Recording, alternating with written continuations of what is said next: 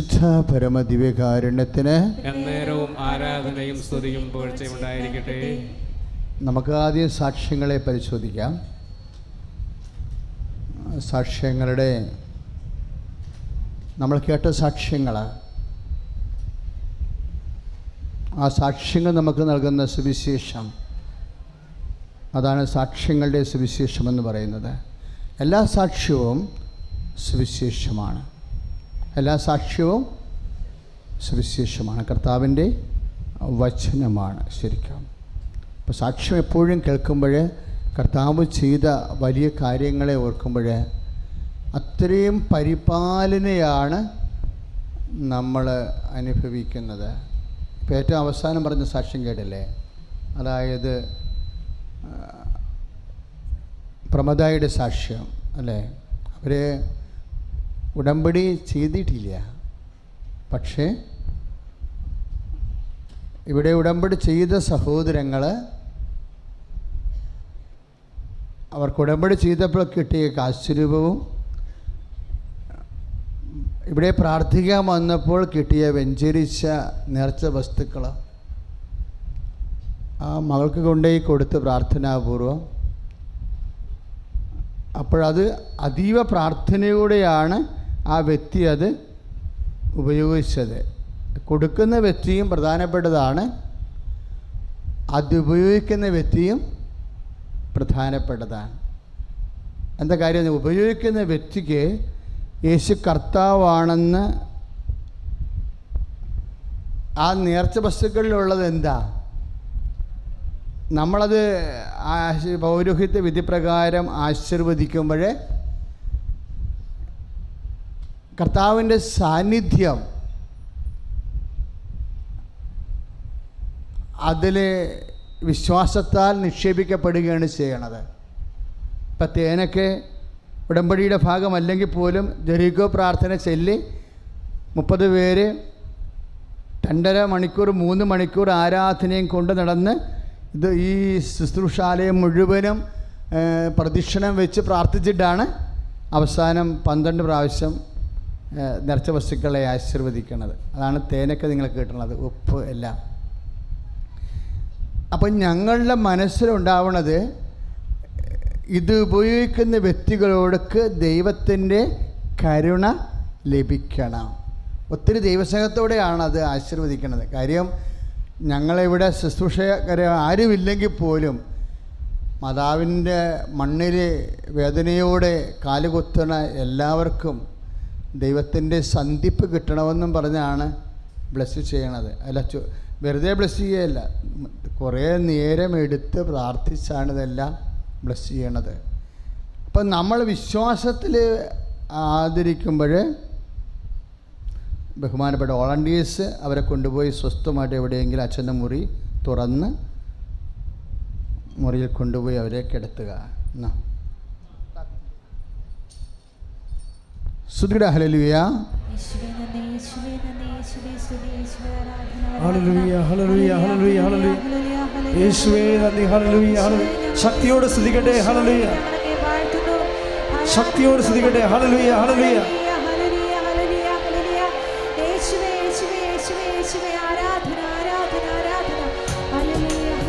ശുദ്ധ പരമദിവ്യകാരുണ്യത്തിന് എന്നേരവും ആരാധനയും സ്തുതിയും പുകഴ്ചയും ഉണ്ടായിരിക്കട്ടെ. അപ്പോൾ എൻ്റെ മക്കൾ വെഞ്ചരിച്ച വസ്തുക്കളെക്കുറിച്ചുള്ള ബോധ്യം ഉണ്ടാകണം. എന്ത് സംഭവം? അച്ഛൻ അത് വെഞ്ചരിക്കുമ്പോൾ യേശു കർത്താവാണെന്ന് അധരം കൊണ്ട് ഏറ്റുപറഞ്ഞ് ദൈവം അവനെ മരിച്ചവരിൽ നിന്ന് ഉയർപ്പിച്ചുവെന്നുള്ള രക്ഷ പ്രാപിക്കാനുള്ള ഫോർമുലയിലാണ് അത് ബ്ലെസ് ചെയ്യണത്. അപ്പോൾ അതിലെന്താ ഉണ്ടാകണത്? കർത്താവായ യേശുവിൻ്റെ സാന്നിധ്യമാണ്. അതെന്തനുസരിച്ചാണ് ചെയ്യണത്? നമ്മുടെ വിശ്വാസ പ്രമാണം പോലും ഈ വിശ്വാസ പ്രമാണം ഇങ്ങനെ കാച്ചി കുറുക്കി എടുത്തു കഴിഞ്ഞാൽ ഈ ഒറ്റ സെൻറ്റൻസ് കിട്ടും.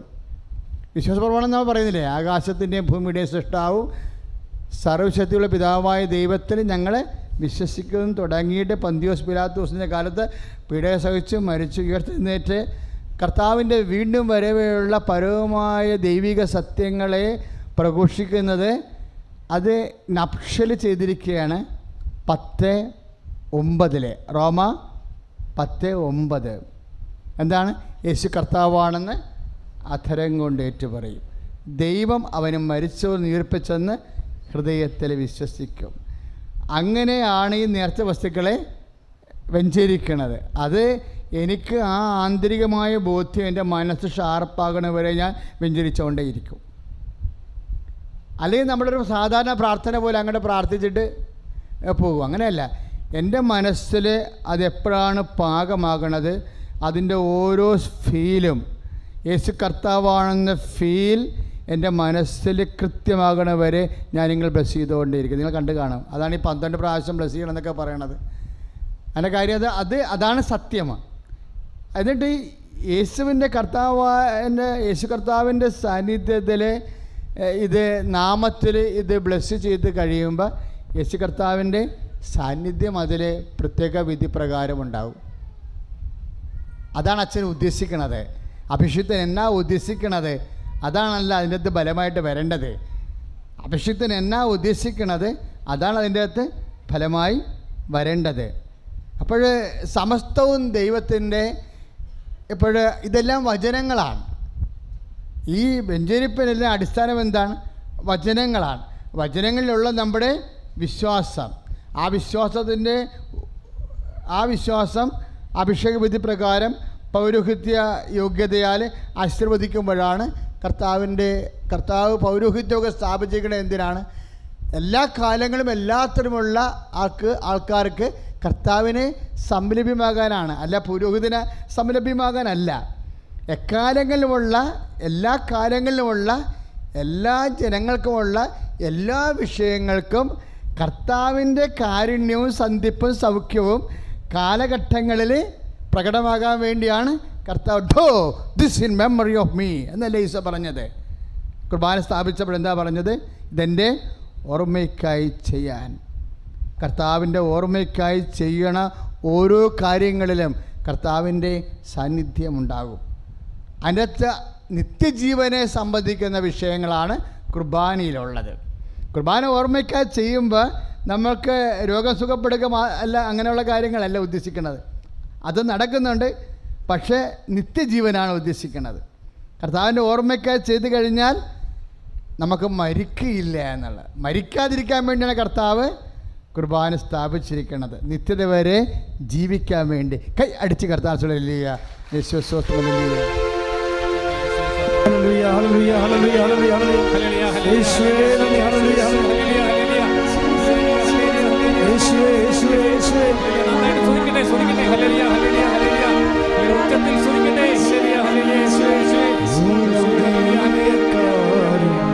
പരിശുദ്ധ പരമദിവ്യകാരുണ്യത്തിന് അത് യേശു കർത്താവാണെന്ന് പറഞ്ഞപ്പോൾ അതുപോലെയുള്ള വലിയ രക്ഷാവചനമാണ് ദൈവം സമസ്തവും അവൻ്റെ പാദത്തിൻ്റെ കീഴിലാക്കിയിരിക്കുന്നുവെന്നുള്ളത്. ഇപ്പം നമ്മൾ റോമ 10:9 പറയുന്ന യേശു കർത്താവാണെന്ന് പറയുന്ന വചനം അധികാര വചനമാണത്. അതായത് കർത്താവിൻ്റെ അധികാരം ലോകത്തിലുള്ള എല്ലാത്തിലും മരണത്തിൽ പോലും പ്രഖ്യാപിക്കുന്ന വചനമാണ് യേശു കർത്താവാണ് എന്ന് പറഞ്ഞ്. യേശു കർത്താവാണ്, യേശു കർത്താവാണ്, യേശു കർത്താവാണ്, യേശു കർത്താവാണ്, യേശു കർത്താവാണ്. അപ്പോഴാണ് ഇപ്പം ആ ബ്ലീഡിംഗ് ഒക്കെ കണ്ടില്ലേ നിങ്ങൾ? ആ ചേട്ടായി മൊബൈൽ കാണിച്ചില്ലേ? എന്താണ് യൂട്രസിൻ്റെ അകത്തുണ്ടായിരുന്ന ഒരു വലിയ കഷണമാണ് 2 പ്രാവശ്യമായിട്ട് ഇറങ്ങി താഴേക്ക് വരികയാണ്. ഇപ്പോൾ ഡോക്ടറിൻ്റെ നിർദ്ദേശം ഡോക്ടറിൻ്റെ ഐഡിയ എന്താ? അത് അങ്ങനെ എടുക്കാൻ പറ്റത്തില്ല, യൂട്രസ് മൊത്തം എടുത്താൽ മാത്രമേ അതിന് പൂർണ്ണമായ സൗഖ്യം ഉണ്ടാകത്തുള്ളൂ. അപ്പോൾ മനുഷ്യൻ്റെ ശാസ്ത്രത്തിൻ്റെ പരിമിതികളാണ്. യൂട്രസ് നിർത്തിക്കൊണ്ട് അമ്മയുടെ മധ്യസ്ഥമുണ്ടെന്നുണ്ടെങ്കിൽ അതിൻ്റെ അകത്തുള്ള ആ മാംസ കഷ്ണം തന്നെ ഇറക്കി എക്സ്ട്രാക്ട് ചെയ്ത് പുറത്തേക്ക് കൊണ്ടുവരാൻ കഴിയും, ഇല്ലേ? അതാണ് നമ്മൾ കണ്ടത്. അപ്പോൾ നല്ല 2 ദിവസമായിട്ടാണ് ആ കഷ്ണങ്ങൾ കൊണ്ടുവന്നത്. കാര്യം ഈ യൂട്രസിൻ്റെ ഉള്ളിലിരുന്നുകൊണ്ട് ഇങ്ങനെ ഈ മാംസ കഷ്ണം വളർന്നു വരുമ്പോൾ സഹിക്കാത്ത വേദനയും ലിറ്റർ കണക്കിന് ബ്ലീഡിങ്ങും ഉണ്ടാകണത്. അല്ല അവരെ മുഖത്ത് തന്നെ കാണുമ്പോൾ അറിയാൻ പറ്റും എന്തുമാത്രം വേദന അവരനുഭവിച്ചു. ഇതിനെ അമ്മ 2 തരത്തിലാണ്. ഒന്ന് തേന്, വെഞ്ചരിച്ച തേന്. രണ്ടാമത്തെ എന്താണ്? വെഞ്ചരിച്ച. രണ്ടാമത്തെ നിഷ അവരെ ചെന്ന്, നിഷ ആരാ ഇവിടെ ഇരിപ്പണമെന്ന് പറഞ്ഞായിരുന്നു? ആരാണ്? Thank you. അപ്പോൾ രണ്ടാമത് നിഷ അവിടെ ചെന്നപ്പോഴേ കാശുരൂപമാണ് കൊടുത്തത്. വെഞ്ചരിച്ച കാശുരൂപം. വെഞ്ചരിച്ച കാശുരൂപം കൊടുത്തപ്പോഴേ അവരത് ഭക്തിയോട് കൂടിയാണ്. അപ്പോൾ വ്യക്തി പ്രധാനപ്പെട്ടതാണ്. പറയുമ്പോൾ ശ്രദ്ധിക്കണം. അവരെ കൊടുത്ത ഉടനെ അത് ഭക്തിപൂർവമാണ് കഴുത്തിൽ ധരിക്കണത്. എന്ന് വെച്ചാൽ എൻ്റെ അർത്ഥം എന്താ? ഭക്തിയുടെ അകത്ത് എന്തെല്ലാം വേണം? വിശ്വാസം വേണം, സ്നേഹവും വേണം. വിശ്വാസവും സ്നേഹവും കൂടുമ്പോൾ ഒരു വ്യക്തിക്കുണ്ടാകുന്ന ആന്തരിക സമർപ്പണമാണ് ഈ ഭക്തിയായിട്ട് വരണത്. ഭക്തിപൂർവ്വം എല്ലാ വിഷയവും. ഇപ്പം നമ്മളെ കിട്ടിയ ഉടനെ ചുംബിക്കത്തില്ലേ? അതെന്താണ്? ഭക്തിയാണ്. അതൊക്കെ വലിയ കാര്യങ്ങളാണ്. എന്താ, നമുക്ക് ദൈവത്തെ ചുംബിക്കാൻ കിട്ടത്തില്ല, ദൈവം ആത്മാവാണ്. അപ്പോൾ എന്തു ചെയ്യും? ദൈവം ഇതുപോലെ ദൈവം തന്നെയാണ്, വചനം തന്നെയാണ് മാംസമായത് അല്ലേ? ദൈവം തന്നെയാണ് ദൈവത്തിൻ്റെ ആകൃതി നിശ്ചയിച്ച്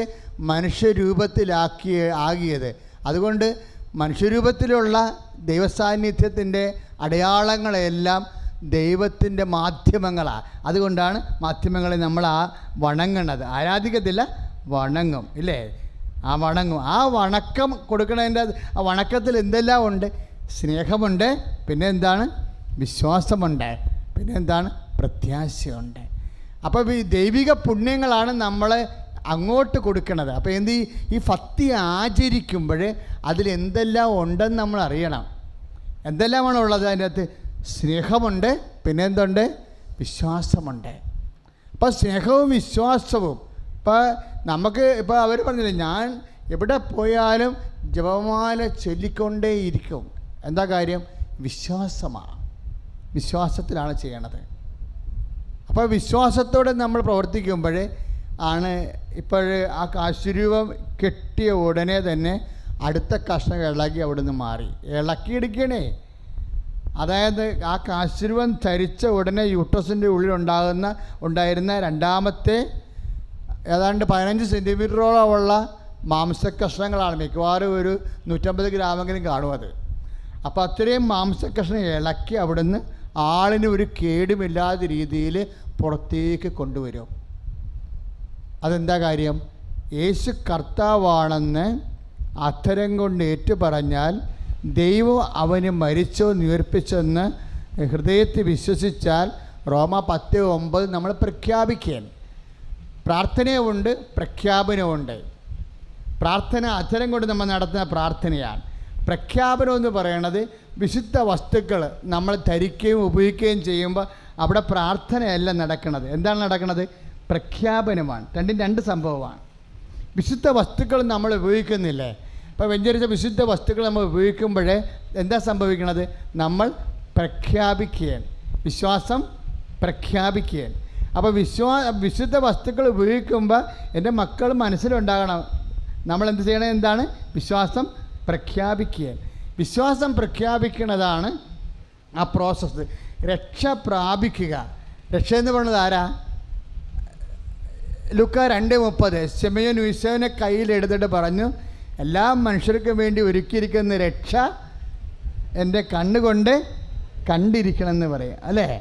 അപ്പോൾ രക്ഷ ആരാണ്? ഈശോയാണ് രക്ഷ. ഈ രക്ഷ നമ്മൾ എന്താ ചെയ്യണത്? രക്ഷ പ്രാപിക്കുകയാണ് ചെയ്യണത്. അതാണ് റോമ 10:9 എന്താ പറയണത്? യേശു കർത്താവാണെന്ന് അധരം കൊണ്ട് ഏറ്റു പറയും, പ്രാർത്ഥിക്കും ഇല്ലേ? ദൈവം അവന് മരിച്ചോ ഉയർപ്പിച്ചെന്ന് ഹൃദയത്തിൽ വിശ്വസിക്കും. അപ്പോൾ രക്ഷ പ്രാപിക്കുക, റിലീസാവും. ഇപ്പം കാശുരൂപത്തിൽ കൊടുത്തിരിക്കണ ആ ക്രിസ്തുവിൻ്റെ ചൈതന്യം റിലീസാകും ഉടനെ. ഇപ്പം കഴിഞ്ഞ ദിവസം ചെല്ലാനത്തുകാരൻ അവരപ്പച്ചൻ ഒരു നല്ല സാക്ഷ്യം പറഞ്ഞായിരുന്നു. എന്നാ സാക്ഷ്യം എന്ന് പറയുന്നത് നിങ്ങളുടെ യൂട്യൂബിലുണ്ടത്, നോക്കിയാൽ മനസ്സിലാവും. അപ്പച്ചൻ 5 മാസം ഇവിടെ ഉടമ്പടി ചെയ്ത് പ്രാർത്ഥന കണ്ടിന്യൂ ചെയ്തുകൊണ്ടിരിക്കുകയായിരുന്നു. മകൻ്റെ വിവാഹവും മറ്റു കാര്യമായിരുന്നു പ്രാർത്ഥന. അപ്പം 5 മാസം ആയപ്പോഴും വിവാഹത്തിന് ടൈം ആയിട്ടില്ല. അപ്പോൾ എന്നെ വന്ന് കണ്ടപ്പോൾ ഞാൻ പ്രത്യേകിച്ച് വിവാഹത്തെക്കുറിച്ച് ഒന്നും പറഞ്ഞില്ലെന്നാണ് അപ്പച്ചൻ പറയണത്. സമയം ആയില്ലെങ്കിൽ ചിലപ്പോൾ മിണ്ടത്തില്ല.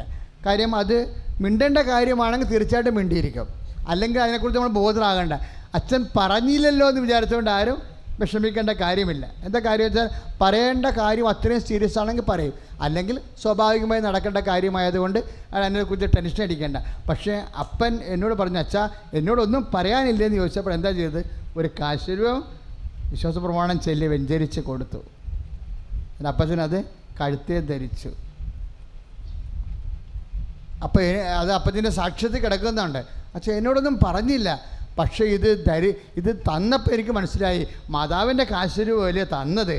ഇപ്പം മാതാവാണല്ലോ ഇപ്പം എൻ്റെ കൂടെ വരണതെന്ന്. അതാണ് വിശ്വാസം. നമ്മളെ സിമ്പിൾ ഫെയ്ത്തില്ലേ, സിമ്പിൾ ഫെയ്ത്താണ് വർക്കൗട്ട് ചെയ്യണത്. ബുദ്ധിയുള്ള രാക്ഷസന്മാർ വിചാരിക്കും പിന്നെ കാശുരം പെഞ്ചുകൊടുക്കും മാതാവ് കൂടെ പോകല്ലേ, ഇത് മണ്ടത്തരാണെന്ന്. അധികം പഠിച്ചു കഴിഞ്ഞാൽ നിനക്ക് പണി കിട്ടുമെന്നുള്ള ഉറപ്പാണ്. എന്താ കാര്യം? അധികം പഠിച്ചാൽ എന്താ? ദൈവത്തെ നമ്മൾ ബുദ്ധി കൊണ്ടല്ല മനസ്സിലാക്കണത്, ദൈവത്തെ ഹൃദയം കൊണ്ടാണ് മനസ്സിലാക്കണത്. അപ്പോൾ ബുദ്ധി കൊണ്ട് മനസ്സിലാക്കുന്നവരെ സംബന്ധിച്ചിടത്തോളം ഈ ജന്മത്തെ ദൈവത്തെ, കാരണം ഇവൻ്റെ ഈ പട്ടിക്കാട്ടത്തിൻ്റെ വിലയില്ലാത്ത ബുദ്ധിയുടെത്താണ് ദൈവം കണ്ടെത്താൻ പോണത്. അല്ല, സ്നേഹിക്കാത്തവൻ ദൈവത്തെ അറിഞ്ഞിട്ടില്ല. കൈയിടിച്ച് കിടത്താണ്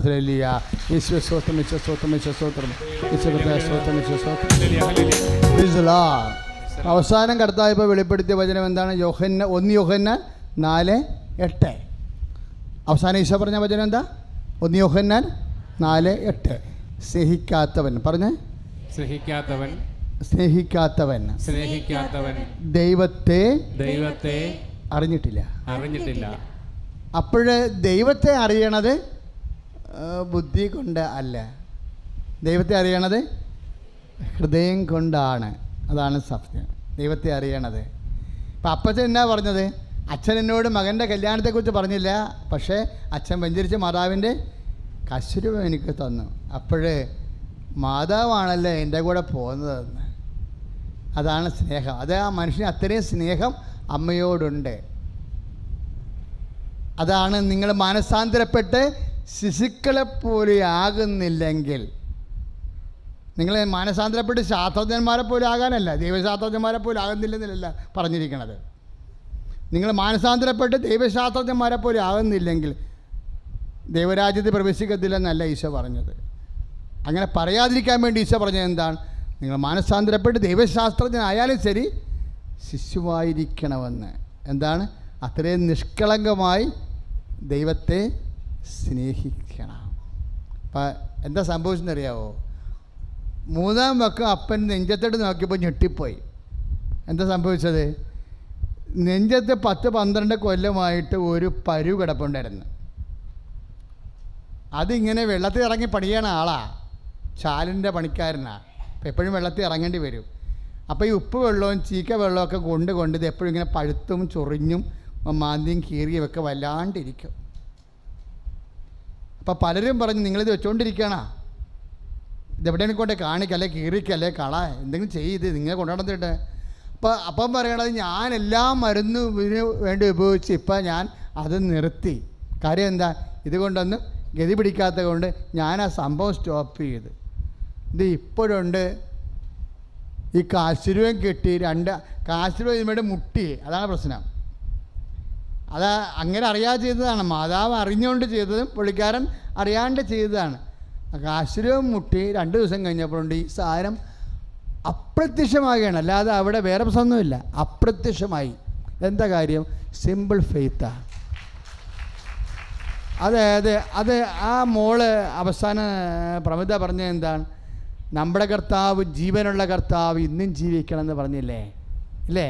അതൊക്കെ പറഞ്ഞാൽ അവസാനിപ്പിച്ചത്. അത് ജീവനുള്ള കർത്താവാണ്, കർത്താവ് ഇന്നും ജീവിക്കണം എന്നതൊക്കെ പറയുമ്പോൾ അതാണ് സാക്ഷ്യം.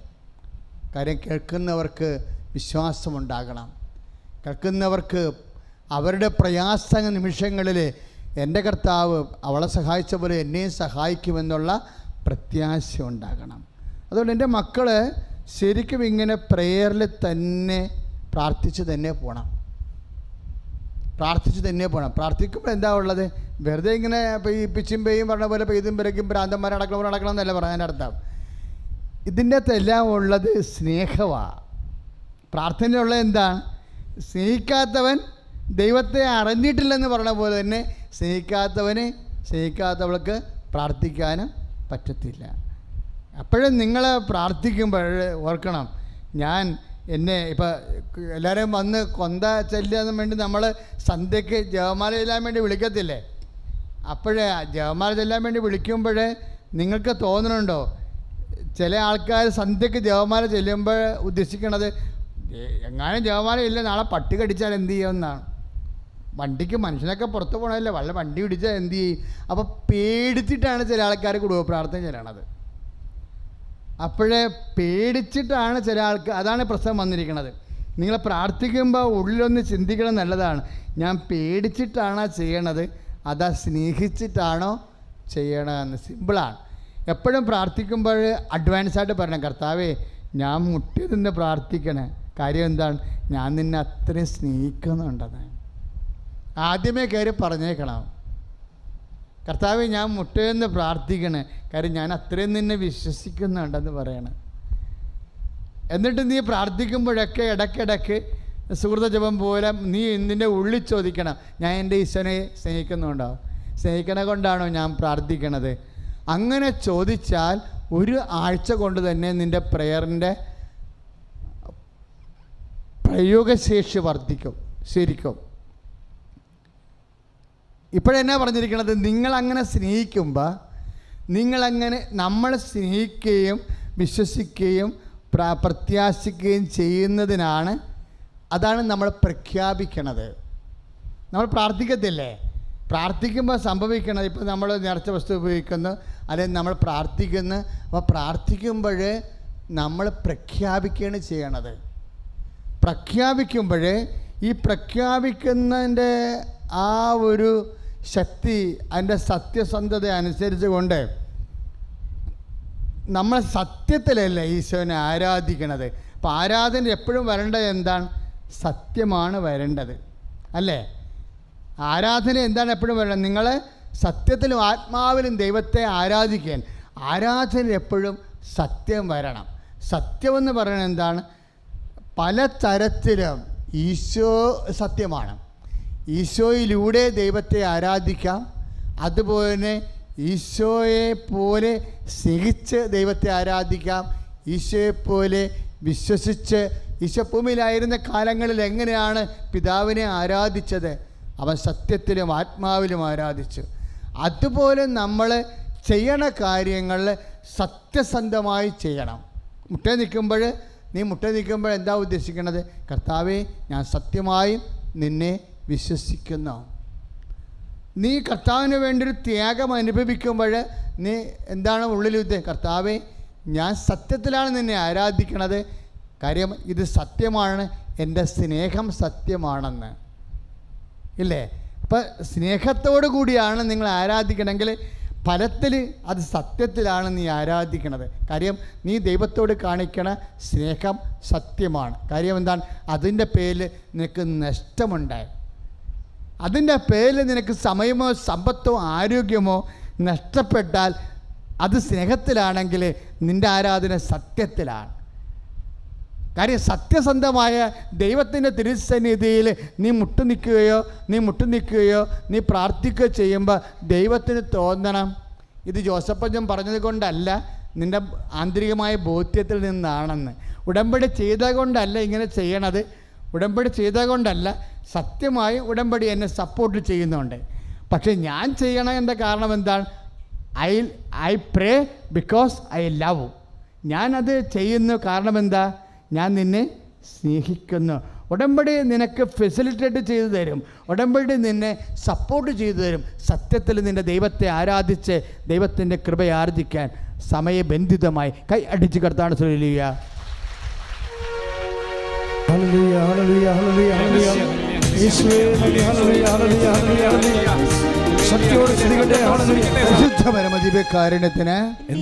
ആരാധനയും സ്തുതിയും പുകഴ്ചയും ഉണ്ടായിരിക്കട്ടെ.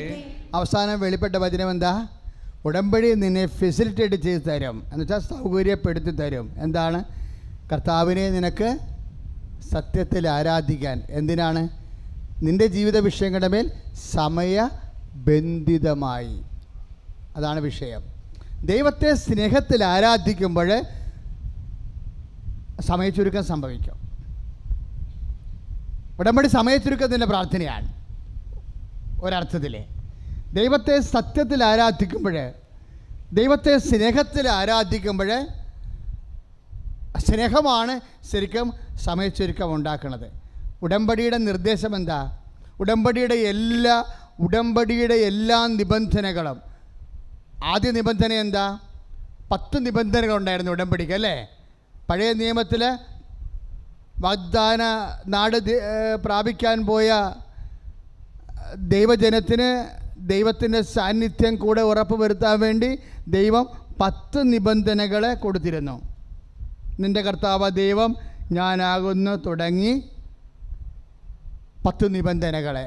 ആ നിബന്ധനകളെ നമ്മൾ കാച്ചിക്കുറുക്കിയാൽ 2ആയിട്ട് സംഗ്രഹിക്കും. എല്ലാത്തിനുപരി ദൈവത്തെ സ്നേഹിക്കുക, നിന്നെപ്പോലെ തന്നെ നിൻ്റെ അയൽക്കാരനെ സ്നേഹിക്കുക. അതാണ് പഴയ നിയമത്തിൽ ഉടമ്പടിയുടെ നിബന്ധനകളെ സംഗ്രഹിക്കുന്നത്. പുതിയ നിയമത്തിൽ കർത്താവ് പുതിയ ഉടമ്പടി ചെയ്തപ്പോൾ ആ നിബന്ധനകൾ വീണ്ടും കർത്താവ് ചുരുക്കി. എങ്ങനെ ചുരുക്കിയേ?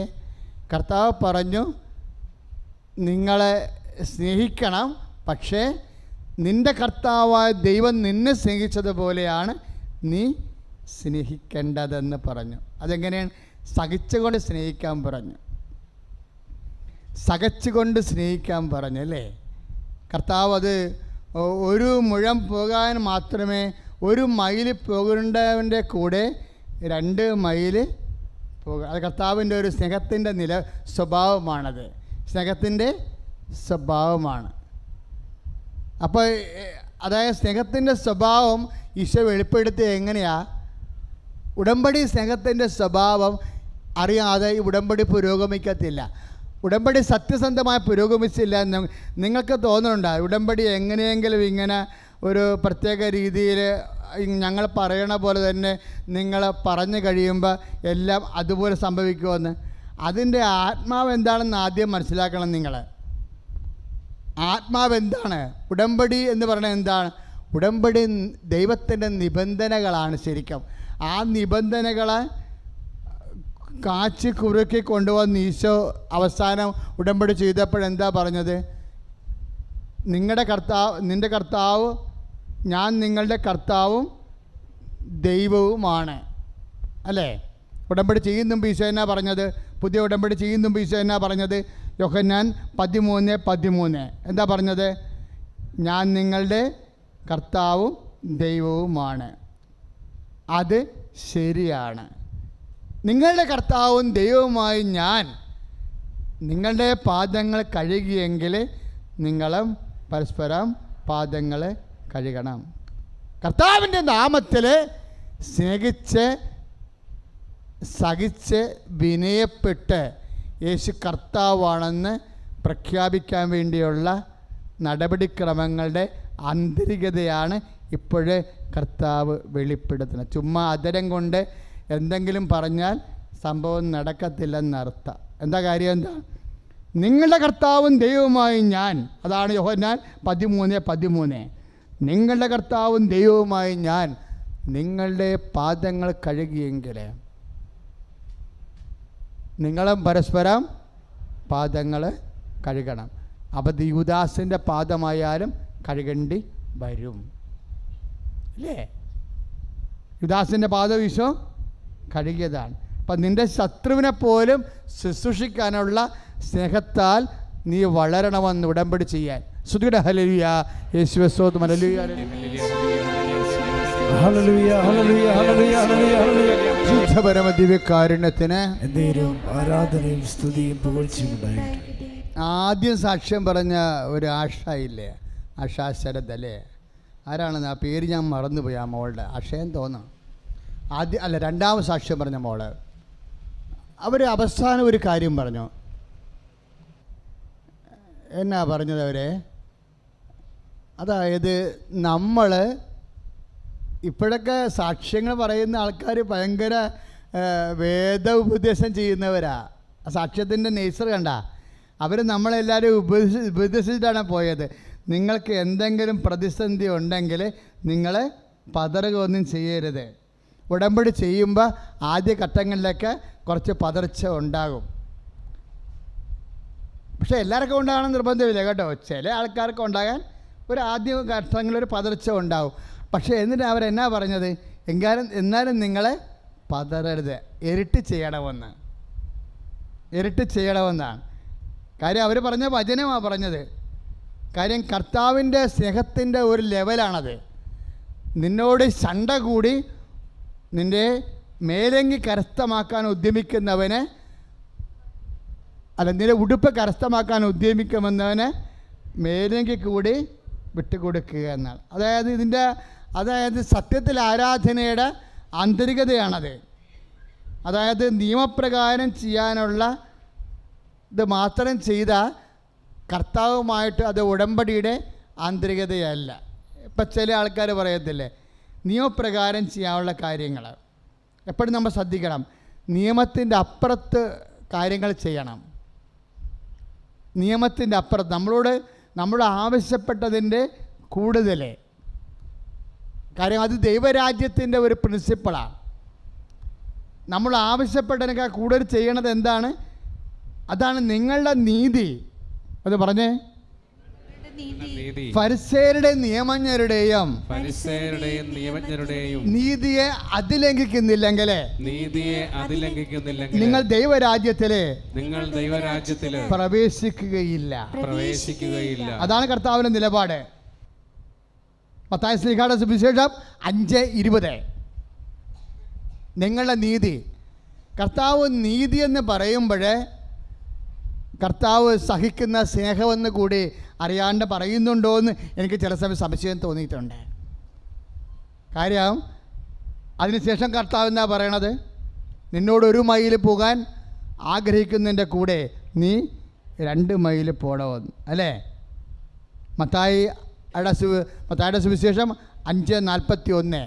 1 മൈൽ പോകാൻ ആഗ്രഹിക്കുന്നവൻ്റെ കൂടെ ഒന്ന് പറഞ്ഞേ, 1 മൈൽ നിർബന്ധിക്കുന്നവൻ്റെ കൂടെ 2 മൈൽ പോവുക. 2 മൈൽ പോവുക ഉടമ്പടിയുടെ സമയത്തെ ചുരുക്കാനുള്ള ഒരു മാർഗമാണ്. എന്താണ്? ദൈവത്തിൻ്റെ സത്യസന്ധമായ സ്നേഹത്തിൽ വളരുക. സ്നേഹത്തിൽ വളർന്നാൽ സമയത്ത് ചുരുക്കം സംഭവിക്കും. കർത്താവ് കരഞ്ഞില്ലേ? എപ്പോഴാണ് ഈശോ കരഞ്ഞത്? ലാസറിൻ്റെ കുഴിമാടത്തെങ്കിൽ. അപ്പോഴേ കർത്താവ് കരഞ്ഞപ്പോൾ കുറേ ആൾക്കാർ കമൻ്റ് ചെയ്തായിരുന്നു, ഇല്ലേ? മറ്റുള്ളവർ ഉടനെ അതിനെ പ്രതികരിച്ചത് എങ്ങനെയാണ്? എന്താ അവർ പറഞ്ഞത്? കർത്താവ് ഇങ്ങനെ വിമ്മി പൊട്ടിയപ്പോൾ അത് കണ്ടവരെന്താ പറഞ്ഞത്? നോക്കൂ, അവനവനെ എന്തോരോ സ്നേഹിക്കുന്നുവെന്ന്, അല്ലേ? അതാണ് ലാസറിന് സമയച്ചുരുക്കം കിട്ടാനുണ്ടായ കാരണം. ലാസറിന് സമയച്ചുരുക്കം കിട്ടാനുണ്ടായ കാരണം എന്താ? ഈ ഒരു സ്നേഹമാണ്. ഉടമ്പടിയുടെ ആന്തരികത എന്ന് പറഞ്ഞാൽ എന്താ? കർത്താവിനെ കരയിക്കണം. നമ്മുടെ രണ്ടുപേരുടെയും കാട്ടായം കണ്ട കർത്താവിൻ്റെ കണ്ണ് നിറയണം. മനസ്സിലായില്ലേ? ലാസറിന് സമയച്ചുരുക്കമാണ് കിട്ടിയത്. മാർത്ത അത് നന്നായിട്ട് വെടിപ്പായിട്ട് പറയുന്നുണ്ട്. കർത്താവും ലാസറും മാർത്തായും മേരിയുമായിട്ട് ആ കുടുംബവുമായിട്ട് കർത്താവ് ഒരു ഉടമ്പടി ചെയ്തിട്ടുണ്ട്. എന്തിൻ്റെ ഉടമ്പടിയാണ്? സ്നേഹത്തിൻ്റെ ഉടമ്പടിയാണ് ചെയ്തിരിക്കുന്നത്. ആ സ്നേഹത്തിലാണ് സമയച്ചുരുക്കം വരണത്. എന്താ മാർത്ത പറയണത് ഈശോനോട്? ഈശോനെ കണ്ടപ്പോൾ, കർത്താവേ നീ ഇവിടെ ഉണ്ടായിരുന്നെങ്കിൽ, അല്ലേ, എൻ്റെ സഹോദരൻ മരിക്കുകയില്ല. ഇനി കഴിഞ്ഞ കാലത്തെ കാര്യം പറയുകയാണ്. കഴിഞ്ഞ കാലത്ത് വന്നു പോയ ഒരു പരാജയമാണത്. ലാസർ മരിച്ച രോഗിയായി കിടന്നപ്പോൾ കർത്താവ് ഇല്ലാണ്ട് പോയ ഒരു കാര്യം പറയുകയാണ്. കർത്താവെ നീ ഇവിടെ ഉണ്ടായിരുന്നെങ്കിൽ എൻ്റെ സ്ഥലം ജപ്റ്റ് ചെയ്യത്തില്ലായിരുന്നു നമുക്ക് പറയാം, ഇല്ലേ? കഴിഞ്ഞു പോയ കാലത്തെ പരാജയങ്ങളെല്ലാം ഉടമ്പടി വഴി കർത്താവ് നിന്നെ സ്നേഹിക്കുമ്പോൾ നിൻ്റെ ഭൂതകാലത്തെ നഷ്ടപ്പെട്ടു പോയെല്ലാം നമ്മളെ കർത്താവിൽ തിരിച്ചു പിടിക്കും. കൈയടിച്ച് കർത്താവ് ഹല്ലേലൂയ, യേശുവേ സ്തോത്രം, ഹല്ലേലൂയ, ഹല്ലേലൂയ, യേശുവേ സ്തോത്രം.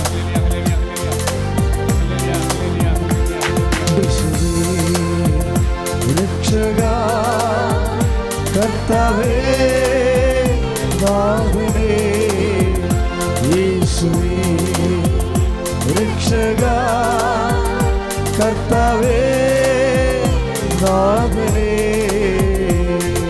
പരിശുദ്ധ പരമദിവ്യകാരുണ്യത്തെ എന്തേലും ആരാധനയും സ്തുതിയും പുകഴ്ചയും ഉണ്ടായിരിക്കട്ടെ. മാർത്തായ ഈശോനോട് പറയണത് യോഹന്നാന്റെ സുവിശേഷം 11:21 വചനം. നിങ്ങൾ വൈകുന്നേരം പോയി യൂട്യൂബിൽ നോക്കണം. ഇപ്പോൾ ഉള്ളൊരു ഗുണം എന്താ? എന്ത് പറഞ്ഞാലും ഇവിടെ എഴുതിയെടുത്തില്ലെങ്കിലും നിങ്ങൾക്ക് യൂട്യൂബിലൂടെ കർത്താവ് വെളിപ്പെടുത്തിയതല്ലേ, ഞാനത് പഠിച്ചതല്ലല്ലോ. പലപ്പോഴും പ്രഭാഷണത്തിൽ വരണത് കുറച്ചൊക്കെ ഞാൻ എൻ്റെ മനസ്സിൽ ഞാൻ പഠിക്കത്തില്ല, ഞാൻ പ്രാർത്ഥിച്ച് നോക്കും, ആ വിഷയം വെച്ച് പ്രാർത്ഥിക്കും. പക്ഷേ ഇവിടെ വരുമ്പോഴാണ് കർത്താവ് അത് ഡെവലപ്പ് ചെയ്ത് നമുക്ക് തരണത്. ചില സമയത്ത് ഞാൻ എഴുതി വെക്കും, ചിലപ്പോൾ എഴുതി വെക്കാനുള്ള സമയം കിട്ടത്തില്ല. ഇപ്പം എന്നാ പറഞ്ഞത്? യോഹന്നാൻ 11:21. മാർത്ത എന്നാ പറഞ്ഞത്? കർത്താവേ ഒന്ന് പറഞ്ഞേ. അങ്ങ് ഇവിടെ ഉണ്ടായിരുന്നെങ്കിൽ എൻ്റെ സഹോദരൻ മരിക്കുകയില്ലായിരുന്നു. അപ്പോൾ ഭൂതകാലത്ത് സംഭവിച്ച ഒരു പരാജയമാണ് അല്ലേ? കർത്താവിൻ്റെ അസാന്നിധ്യത്തിൽ സംഭവിച്ച ഒരു കാര്യമാണ്. അനുഗ്രഹമില്ലാതിരുന്നൊരു കാലത്ത് സംഭവിച്ച പരാജയങ്ങളെ അനുഗ്രഹത്തിൻ്റെ കാലത്ത് കർത്താവിൻ്റെ സ്നേഹം പുനഃസ്ഥാപിക്കപ്പെട്ട് കഴിയുമ്പോൾ പണ്ടത്തെ പരാജയം, പണ്ടത്തെ കടങ്ങൾ എല്ലാം നമുക്ക് റീഫണ്ടബിൾ ആകും. അതാണ് മത്താ പറയണത്. നീ ഇവിടെ ഉണ്ടായിരുന്നെങ്കിൽ എൻ്റെ സഹോദരൻ മരിക്കുകയില്ല. പിന്നെ ഒരു കാര്യം കൂടി അവൾ പറയാം അവൻ്റെ കൂടെ, എങ്കിലും നീ ചോദിക്കണതെന്തും ഒന്ന് പറഞ്ഞേ, നീ ചോദിക്കുന്നതെന്തും ദൈവം നിനക്ക് തരുമെന്ന് എനിക്കറിയാം. Praise the Lord. അതാണ് ഭാവി. ഭൂതത്തിൽ സംഭവിച്ച ഒരു പരാജയം, ഒരു നഷ്ടം, ഒരു ദുരന്തം,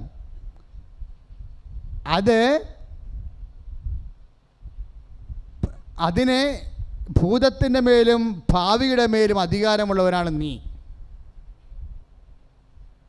അതുകൊണ്ടാണ് മാർത്ത പറയണത്, എങ്കിലും നീ ചോദിക്കണത് എന്തും ഏറ്റു പറഞ്ഞ് ദൈവം നിനക്ക് തരുമെന്ന് എനിക്കറിയാവുന്നു. അപ്പൊ മാർത്തയ്ക്ക് എന്നെ അറിയാൻ പറ്റണത് എന്താണ്? കർത്താവിനെ കുറിച്ച് അറിയാവുന്നത്, അറിയേണ്ടത് അവക്കറിയാം ഇല്ലേ? മാർത്ത അതായത് എനിക്കറിയാമെന്നല്ലേ പറയണത്.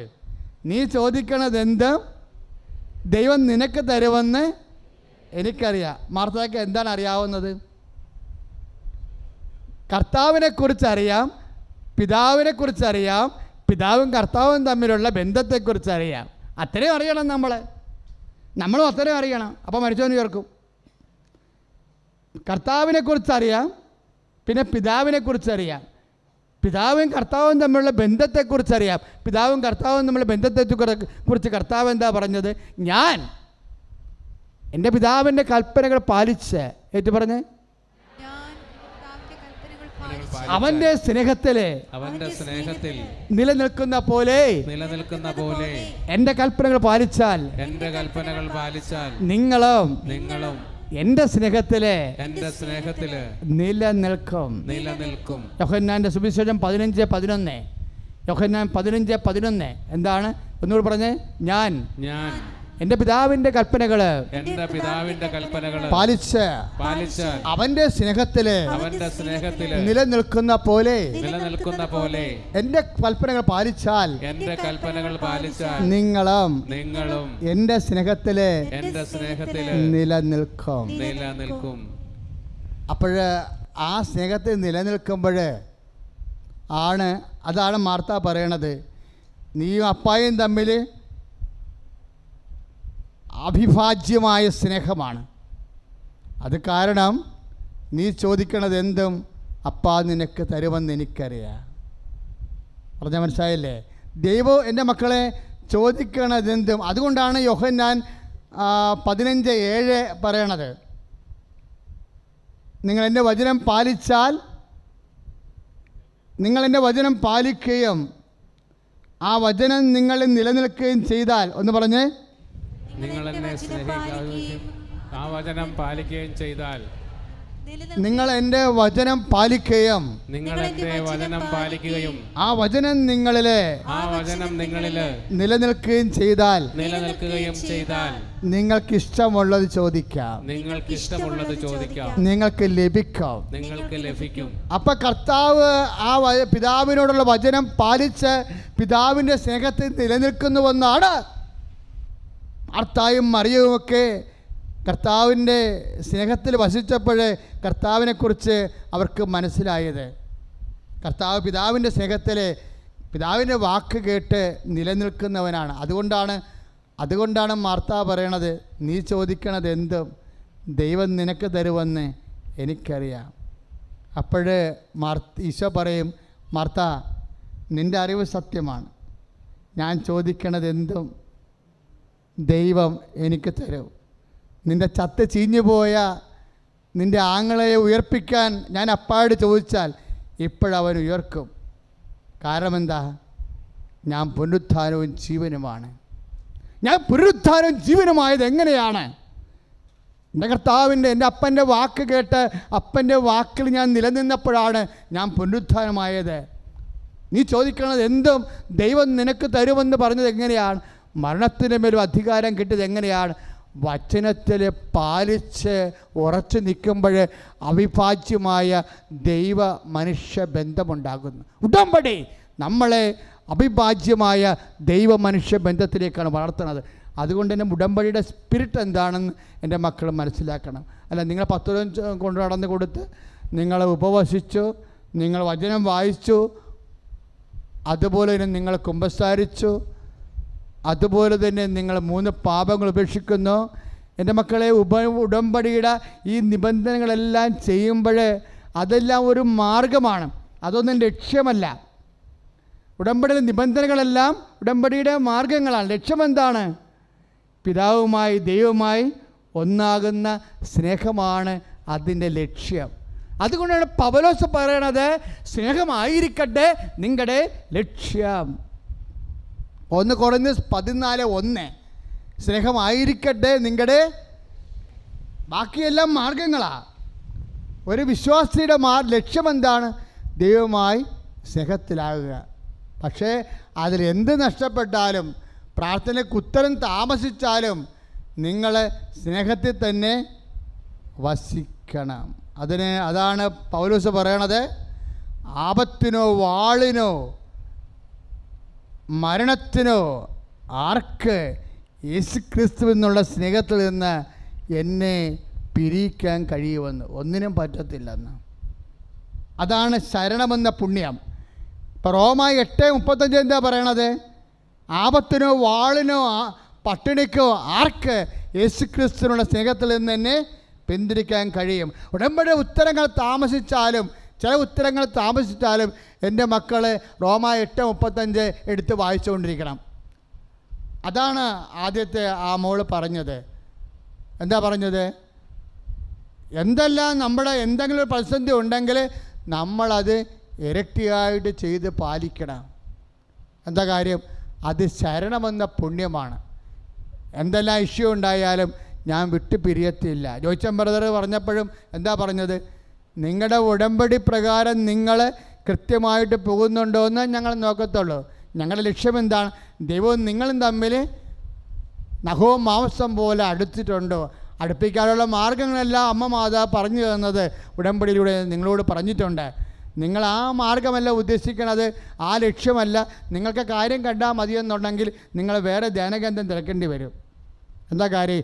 ഇത് ജീവനോടെ അമ്മ പ്രത്യക്ഷപ്പെട്ടിട്ട് ഇന്നത്തെ കാലത്ത് ഒരു ദൈവ പൈതലിന് സമ്പൂർണ്ണമായി ദൈവത്തോട് അടുക്കാൻ ഇഹത്തിലും പരകത്തിലും നിങ്ങളെ നിലനിർത്താൻ കഴിയുള്ളൂ. നിങ്ങൾ ചോദിക്കണം, ചോദിക്കാത്തതും നിങ്ങൾ തന്ന് സന്ധിക്കണം. ദൈവത്തിൻ്റെ സ്നേഹത്തിൻ്റെ സന്നിധാനമാണ് കൃപാസനം. അപ്പോൾ അങ്ങനെ വരുമ്പോൾ നിങ്ങൾ നക്കാപ്പിച്ച കാര്യങ്ങൾക്ക് അത് നടന്നില്ല, അത് താമസിച്ചെന്നൊക്കെ പറഞ്ഞുകൊണ്ട് നിങ്ങൾ പഴയതുപോലെ വിറവാദം കാണിക്കുകയാണെന്നുണ്ടെങ്കിൽ you should not come here.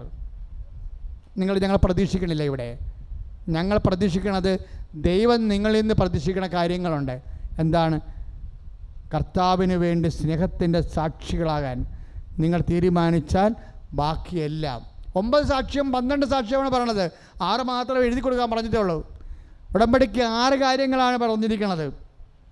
അടുത്ത കൊല്ലമാണ് 6 പറഞ്ഞിരിക്കുന്നത്, അടുത്ത വേണമെന്നുണ്ടെങ്കിൽ. പക്ഷേ ഇപ്പോഴെന്താ 9ഉം 12ഉം ആൾക്കാർ സാക്ഷ്യം പറയണത്? നിർത്താതെ സാക്ഷ്യം പറഞ്ഞിട്ട് ഞങ്ങൾ വെട്ടിക്കളയുകയാണ്. എന്താ ചെയ്യണ കാര്യം? ഇവരൊക്കെ ഇതും കൊണ്ട് ദൈവത്തിനെയും കൊണ്ടേ പുകത്തുള്ളെന്നും പറഞ്ഞ് ഇറങ്ങി തിരിച്ചിരിക്കുകയാണ് ഉടമ്പടി ചെയ്യാൻ വേണ്ടി. എന്തെല്ലാം ചെയ്യാൻ പറ്റും? ഇപ്പോൾ ആ ചേച്ചി എന്താ പറഞ്ഞത്? നിങ്ങൾ 50 പത്രം മേടിക്കാൻ പറഞ്ഞാൽ നിങ്ങൾ 100 പത്രം മേടിക്കണമെന്ന് പറയും. എന്താ കാര്യം എന്നറിയാവോ? അത് നമ്മൾ ചെയ്യണത്, കർത്താവേ 100 പേര് നിന്നെ അറിയാൻ ഇടയാക്കണമേ എന്ന്. ഞങ്ങൾ പറയണത് എന്താണ്? നിങ്ങൾ വഴി 50 പേര് ഇടയാക്കിയ. ഇപ്പോൾ അവസാന സാക്ഷ്യം പറഞ്ഞ മോളെന്താ പറഞ്ഞത്? ഞങ്ങൾ 4 പേരും കുടുംബത്തിൽ 4 പത്രം മേടിക്കുമെന്ന്. അവരല്ലാതെ പറഞ്ഞത്. ഞങ്ങൾ ആ ബ്ലീഡിങ് വന്ന മോളെന്താ പറഞ്ഞത്? ഞങ്ങൾ കുടുംബത്തിൽ 4 പേരുണ്ട്, ഞാനും ഭർത്താവും 2 മക്കളും. ഞങ്ങൾ 4 പത്രം മേടിക്കും, 4 പേരും വായിക്കും, എന്നിട്ട് 4 പേരുടെയും തലയെ താഴെ വെക്കുമെന്ന്. അതൊക്കെ ഒരു ഭക്തിയുടെ ഒരു സമർപ്പണങ്ങളാണ്. അപ്പോൾ പിന്നെ എങ്ങനെയാണ് ദൈവം അവരെ വിട്ടുപിരിയാതെ നിൽക്കണത്? നമ്മൾ എന്തായിരിക്കും? അതായത് നമ്മുടെ മനസ്സ്, നമ്മൾ എന്ത് ചെയ്യുമ്പോഴും ഒരു വിശ്വാസം, ദൈവത്തോടുള്ള സ്നേഹം, അത് നമ്മുടെ ഉള്ളിൽ നമ്മളെപ്പോഴും ഇങ്ങനെ ഇൻട്രോസ്പെക്റ്റ് ചെയ്തുകൊണ്ടിരിക്കണം. ഞാനിതൊക്കെ ചെയ്യുന്നു, വെയിലത്ത് നടന്നാണ് ഈ പത്രം കൊടുക്കുന്നത്. ഇത് ഉടമ്പടി പാലിക്കാൻ വേണ്ടി ഉള്ള ഒരു കടമ നിർവഹിക്കുക മാത്രമാണോ? മറിച്ച് ഈ വെയിൽ കൊള്ളുന്നതിൻ്റെ അപ്പുറത്ത് ഞാൻ കർത്താവിനെ സ്നേഹിക്കുന്നുണ്ടോ? ഞാൻ കർത്താവിനെ സ്നേഹിക്കുന്നത് കൊണ്ടാണോ ഞാനിത് ചെയ്യണതെന്ന് ചിന്തിച്ചിട്ട് നീ കർത്താവിനെ പറയാം, കർത്താവേ ഞാനിതിങ്ങനെ നിന്നെ അറിയാത്തവരറിയാൻ വേണ്ടി ഒത്തിരി ആഗ്രഹിക്കുന്നുണ്ട്. അതെല്ലാം നിന്നോടുള്ള സ്നേഹത്തെ പ്രതിയാണ് ഞാനിത് ചെയ്യണത്. നിൻ്റെ സ്നേഹത്തിൽ എന്നെ നിലനിർത്തുക മാത്രമല്ല, എന്തെല്ലാം പ്രതിസന്ധികളുണ്ടായാലും, ആപത്തിനോ വാളിനോ മരണത്തിനോ ആർക്ക് യേശുക്രിസ്തുവിൻ്റെ സ്നേഹത്തിൽ നിന്ന് എന്നെ പിന്തിരിപ്പിക്കാൻ കഴിയുമെന്ന് ചോദിക്കുന്ന ഒരു അപ്പോസ്തലൻ്റെ പ്രേക്ഷിത ചോദ്യമുണ്ട് റോമ 8:35. അതനുസരിച്ച് എന്തെല്ലാം വിഷയങ്ങളുണ്ടായാലും, ഇപ്പം നീ കുടിക്കുന്നു, ഭർത്താവിൻ്റെ മദ്യപാനം, അപ്പം നീ അതിനു വേണ്ടിയാണ് സാക്ഷ്യം പറഞ്ഞിരിക്കുന്നത്, അതിനാണ് ഉടമ്പടി ചെയ്തിരിക്കണത്. ഇപ്പോൾ തന്നെ ഉടമ്പടി ചെയ്ത ആൾക്കാരുടെ മദ്യപാനവും പുകവലിയും ഒക്കെ മാറുന്ന സാക്ഷ്യങ്ങൾ ഇവിടെ ഇന്ന് കേട്ടില്ലേ നമ്മളെ? അപ്പം അവരുടെ കാര്യങ്ങൾ നടന്നല്ലോ, പിന്നെ ദൈവം എന്താണ് എൻ്റെ കാര്യം നടത്താത്തതെന്നല്ല ചോദിക്കേണ്ടത്. അവിടെ കാര്യം നടന്നില്ലേ? എൻ്റെ കാര്യം, എൻ്റെ ഭർത്താവ് വെള്ളമടിച്ചാണ്ട് കുടുംബത്തിലേക്ക് വന്നാലും ഈ വെളിവുകേട് കൊണ്ടൊന്നും കർത്താവിൻ്റെ സ്നേഹത്തിൽ നിന്ന് എന്നെ പിന്തിരിപ്പിക്കാൻ ഭർത്താവിൻ്റെ മദ്യപാനത്തിന് പറ്റത്തില്ലെന്ന് ഒരു തീരുമാനം എടുക്കാൻ നീ കഴിഞ്ഞാൽ കർത്താവ് ആരാണെന്ന് നീ അറിയും. കൈ അടിച്ച് കർത്താവ് ചൊല്ലുക.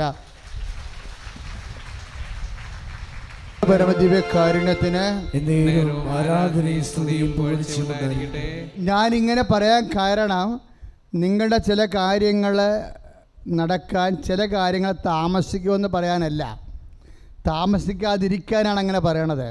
എന്താ കാര്യം? ഉടമ്പടിയുടെ സ്പിരിറ്റ് എന്താണ്? ദൈവ സ്നേഹമാണ്. നിങ്ങളുടെ സ്നേഹത്തിൻ്റെ ലെവൽ കൂടുന്നതനുസരിച്ചുകൊണ്ട് സമയം ചുരുങ്ങിക്കൊണ്ടേ വരും. നിങ്ങൾ നിബന്ധനകൾ പാലിക്കുന്നത് ന്യായപ്രമാണങ്ങൾ അനുഷ്ഠിക്കുന്ന പോലെ ഒരു സാങ്കേതിക താമസിക്കും. സാങ്കേതിക വിഷയമല്ല ഇത്, സ്നേഹത്തിൻ്റെ വിഷയമാണ്. സ്നേഹത്തിൻ്റെ നിലവാരം കൂടുന്നതനുസരിച്ചുകൊണ്ട് സമയം ചുരുങ്ങി വരും. എന്താണ് കർത്താവ് മാർത്തായോട് ചോദിച്ചത്? മാർത്ത പറഞ്ഞില്ലേ? മാർത്ത എന്താ പറഞ്ഞത്? എങ്കിലും ദൈവത്തോട് ചോദിക്കട്ടെ, എന്തും ദൈവം നിനക്ക് തരുമെന്ന് എനിക്കറിയാം. അപ്പോൾ ഈശോ എന്നാ പറയണത്? നിൻ്റെ സഹോദരൻ ഉയർത്തെഴുന്നേൽക്കും. ഭാവി സംഭവിക്കാനുള്ള കാര്യങ്ങളാണ്. അപ്പോൾ മാർത്ത പറയും, അന്തിമ നാളിൽ പുനരുത്ഥാനഘട്ടത്തിൽ അവൻ ഉയർത്തെഴുന്നേൽക്കുമെന്ന് എനിക്കറിയാം. അപ്പോഴേ ലൂക്ക 11, 21, 22, 23, 24, 25 എന്നാ പറയണത്? ഞാൻ പുനരുത്ഥാനവും ജീവനുമാകുന്നു. എന്നിട്ട് ചോദിക്കും, നീ ഇതിൽ വിശ്വസിക്കുന്നുവോ? അപ്പോൾ എന്ത് പറയും? യെസ് മൈ ലോർഡ്, ഞാൻ ഉപകർത്താവെ ഞാൻ വിശ്വസിക്കുന്നു. അവിടെ എന്താ സംഭവം? 2 കാര്യങ്ങളാണ് അവിടെ സമയച്ചുരുക്കം ഉണ്ടാക്കുന്നത്. ഭാവിയിൽ സംഭവിക്കാൻ പോകുന്നൊരു കാര്യമാണ്. അന്തിമ നാളിൽ മാർത്താക്കറിയാം, അന്തിമ നാളിൽ പുനരുദ്ധാന ഘട്ടത്തിൽ അവൻ ഉയർത്തെഴുന്നേൽക്കുമെന്ന് എനിക്കറിയാം. ഭാവി സംഭവിക്കേണ്ട കാര്യമാണ്. ഭൂതത്തിൽ സംഭവിച്ചത് എന്താണ്? പരാജയമാണ്. കർത്താവിൻ്റെ സാന്നിധ്യമില്ലാത്ത കൊണ്ടുണ്ടായ മരണമാണ്. ഭാവിയിൽ എന്താ സംഭവിക്കുന്നത്? ഉത്ഥാനമാണ്. ഈ ഭാവിയിൽ സംഭവിക്കുന്ന വിഷയവും ഭൂതത്തിൽ കഴിഞ്ഞുപോയ വിഷയവും ഈ ഭൂതത്തിനെയും ഭാവിയെയും കർത്താവിനുള്ള സ്നേഹവും വിശ്വാസവും കാരണം വർത്തമാനത്തിൽ കൊണ്ടുവരും. ഒറ്റ വാക്കിലാണ് യെസ് മൈ ലോഡ് എന്ന് പറയും. കർത്താവേ, അങ്ങ് ലോകത്തിലേക്ക് വരാനിരുന്ന മിശിഹായാണെന്ന് യേശുവിനെ കർത്താവെന്ന് യെസ് മൈ ലോഡ് കർത്താവ് എന്നല്ലേ പറയണത്. യേശു കർത്താവാണെന്ന് റോമ 10:9 അനുസരിച്ചുകൊണ്ട് മറിയാം ഏറ്റുപറയുകയാണ്. യേശു കർത്താവാണ്, യെസ് മൈ ലോഡ് കർത്താവേ. എന്താണ്? നീ ലോകത്തിലേക്ക് വരാനിരുന്ന മിശിഹായാണെന്ന് ഞാൻ അധരം കൊണ്ട് ഏറ്റുപറയുകയും ഹൃദയത്തിൽ വിശ്വസിക്കുകയും ചെയ്യുന്നു. അപ്പോഴേ യേശു കർത്താവാണെന്ന് ദൈവത്തോടുള്ള സ്നേഹത്താൽ ഏറ്റുപറയുകയും വിശ്വാസത്താൽ പ്രഖ്യാപിക്കുകയും ചെയ്യുന്നതിനാണ് ഉടമ്പടി. അപ്പോഴാണ് നഷ്ടപ്പെട്ട ഭൂതം, നടക്കാനിരിക്കുന്ന ഭാവിയും വർത്തമാനത്തിൽ വന്നിട്ട് ലാസറിൻ്റെ കല്ലറ തുറന്ന് അവൻ പുറത്തേക്ക് വരും. കൈയടിച്ച് കർത്താവ് ഹല്ലേലൂയ, യേശുവേ സ്തോത്രം, ഹല്ലേലൂയ ഹല്ലേലൂയ ഹല്ലേലൂയ, യേശുവേ സ്തോത്രം, hallelujah hallelujah hallelujah hallelujah hallelujah hallelujah hallelujah hallelujah hallelujah. ഗലാത്യർ 4:6 സ്നേഹത്താൽ 5:6 ഗലാത്യ 5:6 സ്നേഹത്താൽ പ്രവർത്തന നിരതമായ വിശ്വാസം. അതാണ് ഉടമ്പടിയുടെ സ്പിരിറ്റ്. അതാണ് നഷ്ടപ്പെട്ട ഭൂതത്തെ വർത്തമാനത്തിലേക്ക് വിജയമാക്കി മാറ്റുന്നത്. പരാജയപ്പെട്ട ഭൂതത്തെ വർത്തമാനകാല വിജയമായി മാറ്റും. നടക്കാനിരിക്കുന്ന ഭാവിയെയും ഭൂതത്തിലേക്ക് കൊണ്ടുവന്നിട്ട് നിന്നെ നിലനിർത്തി തരും. എന്താണ്? സ്നേഹത്താൽ പ്രവർത്തന നിരതമായ വിശ്വാസം. സ്നേഹത്താൽ പ്രവർത്തന നിരതമായ വിശ്വാസം നീ പ്രഖ്യാപിക്കുകയും പാലിക്കുകയും ചെയ്തു കൊള്ളാമെന്നാണ് പരിശുദ്ധ അമ്മയുടെ മധ്യസ്ഥത്തിൽ ഈശോയോട് നമ്മൾ ഉടമ്പടി ചെയ്തിരിക്കുന്നത്. ആ ഉടമ്പടി പ്രകാരം ജീവിക്കാനും സാക്ഷ്യം വഹിക്കുവാനും സ്നേഹവും വിശ്വാസവും നിറഞ്ഞ പ്രവൃത്തികൾ കാഴ്ചവെച്ചുകൊണ്ട് സമയത്തെ ചുരുക്കാൻ, നഷ്ടപ്പെട്ട ഭൂതത്തെ വർത്തമാനത്തിൻ്റെ വിജയമാക്കി മാറ്റാൻ, നടക്കാനിരിക്കുന്ന ഭാവിയെയും സമയച്ചുരുക്കം കൊണ്ട് വർത്തമാനത്തിലെത്തിക്കാൻ. ഇപ്പോൾ അടിമാലിയിൽ നിന്നൊരു ചേച്ചി സാക്ഷ്യം പറഞ്ഞില്ലേ, അതൊരു ബി ക്ലാസ്. ഞങ്ങൾ സാക്ഷ്യങ്ങൾ കിട്ടുമ്പോൾ 4 തിരിക്കുകയെ, അതിൽ A1 മാത്രമേ പറയിപ്പിക്കത്തുള്ളൂ. നമുക്ക് സമയമില്ലാത്തത് കൊണ്ട് സാക്ഷ്യം ചവറ് പോലെ ഉണ്ട്. അപ്പോൾ ഇവിടെ സമയച്ചുരുക്കമുള്ളതുകൊണ്ട്, സമയം കുറവായതുകൊണ്ട് നമുക്ക് കുറേ പറയും. എന്നാലും അടിമാലി ചേച്ചിയുടെ സാക്ഷ്യം ഞാൻ സെലക്ട് ചെയ്തായിരുന്നു. അത് പറഞ്ഞോ ഇല്ലയെന്ന് ഞാൻ ശ്രദ്ധിച്ചില്ല. പറഞ്ഞായിരുന്നു അല്ലേ? എന്നാ പ്രശ്നത്തിൽ അവർക്ക് വീടില്ല, അവർക്ക് സ്ഥലവുമില്ല. അതുപോലെ തന്നെ സാമ്പത്തിക കടങ്ങളെല്ലാം ഞാൻ സെലക്ട് ചെയ്തായിരുന്നു. കാര്യം അനേകം മക്കൾ സാമ്പത്തിക മേഖലകളിൽ വളരമായ വേദന അനുഭവിക്കുന്നുണ്ട്. അപ്പോൾ നമ്മൾ അമ്മയോട് എപ്പോഴും പറഞ്ഞുകൊണ്ടിരുന്ന, അമ്മേ, സാമ്പത്തിക മേഖലകളിൽ കുറേ ആൾക്കാർ 20 കോടി കടമുള്ളവരുണ്ടാകും, 20,000 രൂപ കടമുള്ളവരുണ്ടാകും. അവരുടെ നിലവാരത്തിൽ രണ്ടും ഒരുപോലെയാണ് അവർ ഫീൽ ചെയ്യണത്. 20,000 കടമുള്ള ആൾക്കാർക്ക്, പാവപ്പെട്ടവരാണെങ്കിൽ അത് 20 കോടിയുടെ തന്നെ അവർക്ക് അത്രയും മാനസിക വിഷമം അവർ അനുഭവിക്കുന്നുണ്ട്. 20 കോടിയുള്ളവർക്ക് അതുപോലെയുള്ള വേദന അനുഭവിക്കുന്നുണ്ട്. അപ്പോൾ സാമ്പത്തിക മേഖല സ്വസ്ഥമായില്ലെങ്കിൽ മനുഷ്യൻ്റെ പ്രാർത്ഥനാ ജീവിതത്തെ അത് ബാധിക്കും. അതുകൊണ്ട് ഞാൻ എപ്പോഴും അമ്മയെ കാണുമ്പോഴൊക്കെ പറയും, അമ്മയെ സാമ്പത്തിക കൃപാസനത്തിന് മണ്ണ് ചവിട്ടണവരുടെ സാമ്പത്തിക മേഖലയെ പ്രത്യേകം അമ്മ സന്ധിക്കണം. അത് വലിയ പ്രാർത്ഥനാ വിഷയമല്ലെങ്കിൽ പോലും മനുഷ്യൻ ശരിക്കും വേദന അനുഭവിക്കുന്നുണ്ട് ആ മേഖലയിൽ. അതുപോലെ വീടില്ല എന്ന് ചോദിക്കുമ്പോൾ ഞാൻ ചോദിക്കും, സ്ഥലമെങ്കിലും ഉണ്ടോ എന്ന് ചോദിക്കുമ്പോൾ അവർ പറയും സ്ഥലം പോലും ഇല്ലെന്ന് പറയും. അപ്പോൾ ഒരു പാവപ്പെട്ട അമ്മച്ചി വന്ന് സാക്ഷ്യം പറഞ്ഞപ്പോൾ എനിക്ക് ഭയങ്കര ഇഷ്ടപ്പെട്ടു. കാര്യം അവർക്ക് സ്ഥലം ആദ്യം ഉടമ്പടി ചെയ്തപ്പോൾ അമ്മ ആദ്യം സ്ഥലം കൊടുത്തു, 3 മാസത്തിലുള്ള അവർക്ക് വീടും ചെയ്ത് കൊടുത്തു. കാര്യം അവരുടെ കപ്പാസിറ്റി ഈ 2 കാര്യം കിട്ടാൻ യാതൊരു സാധ്യതയുമില്ല. അവരുടെ സ്വാധീനത്തിൽ കപ്പാസിറ്റിയിലും ഈ വീടോ സ്ഥലമോ കിട്ടാൻ യാതൊരു സാധ്യതയുമില്ല. സിംഹക്കുട്ടികളെ ഇര കിട്ടാതെ വലയണ കാലമാണ്. ബൈബിളിലില്ലേ, സിംഹക്കുട്ടികളെ ഇര കിട്ടാതെ വലഞ്ഞേക്കാം. പക്ഷേ ദൈവമായ കർത്താവ് നിന്നിൽ ആശ്രയിക്കുന്നവർക്ക് ഒന്നിനും മുട്ടുണ്ടാവുകയില്ല. ഇപ്പം ഇതിനേക്കാൾ കൊലകമ്പന്മാരും കഴിവുള്ളവരും ത്രാണിയുള്ളവർക്കും സ്ഥലമില്ല, വീടുമില്ല. പാവപ്പെട്ടവർക്ക് കർത്താവ് വീടും സ്ഥലവും ഒരുമിച്ച് കൊടുത്ത് ഉടമ്പടി പ്രകാരം. അത് കേൾക്കുമ്പോൾ എൻ്റെ മക്കൾക്ക് തോന്നണം, നിങ്ങളുടെ കയ്യിലുള്ള നിങ്ങൾക്കില്ലാത്തതും കർത്താവിൻ്റെ കയ്യിലുണ്ട്. ഞാൻ എൻ്റെ വിശ്വാസം വർദ്ധിപ്പിക്കും, ഞാൻ എൻ്റെ ദൈവസ്നേഹം വർദ്ധിപ്പിക്കും, ഞാൻ എൻ്റെ ഉടമ്പടി 10 പറഞ്ഞാൽ ഞാൻ 20 ചെയ്യും. അതാണ് ആ സാക്ഷ്യത്തിലൂടെ നമുക്ക് കിട്ടിയ ഉത്ബോധനം. ഒന്ന് നോക്കിയേ, അത് ഹൈന്ദവ സഹോദരിയാണത് പറഞ്ഞതെന്ന് ഓർക്കണം അല്ലേ? ഹൈന്ദവ സഹോദരിയാണത് പറഞ്ഞത്.